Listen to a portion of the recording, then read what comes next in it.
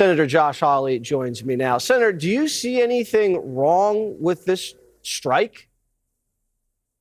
Well, let me just say this, Jesse. I just think about a year ago, one short year ago, these cartels had total 100% control of our own border, of the southern border. They were calling the shots. They were sending in the drugs. The Biden administration was saying there's nothing we can do about it. And what happened? Donald Trump got elected president. He took office. He closed that border. He exerted control. He stopped the drug flow. And now he's taking the fight to the terrorists. I mean, where's the problem there? You've got a complete 180. He's actually defending the American homeland, defending the American people. And think about the millions of Americans who have lost their lives to these drugs that have been pouring across our southern border. I can tell you in my own state of Missouri, you can hardly go to a community in my state that 1 year ago was not awash in drugs. From where? Right across that border. The president has put a stop to it. And now the Democrats, they're whining and complaining and calling our own military murderers. I don't get it, but here's what I think most Americans get. Their communities are safer now, and that's because of what the president has done. Did you hear what Hakeem Jeffries said? That following orders now in any branch could be a crime, and they're going to indict you in 4 years. What kind of message does that send to people just working in the federal government?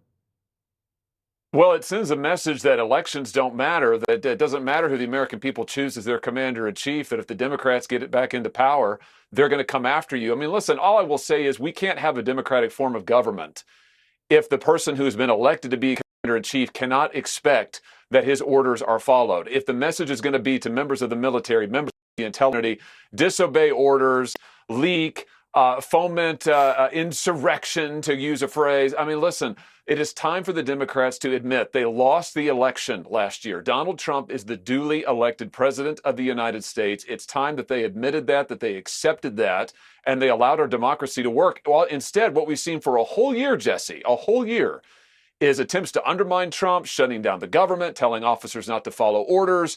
It is deliberately undermining the effective organization and operation of our country that needs to stop. Do you think some people in this country don't want us to fight the war on drugs? Not because they like to do drugs, but for other reasons? You know, it is interesting the amount of money that is involved here in this drug trade and the drug trafficking. President Trump is not the first president to declare war on drugs, but he is the president who's taking it very seriously and actually doing something about it. And I would just say it's always good to follow the money. I mean, for the people all of a sudden who are like, wait, let's not get too serious about the war on drugs.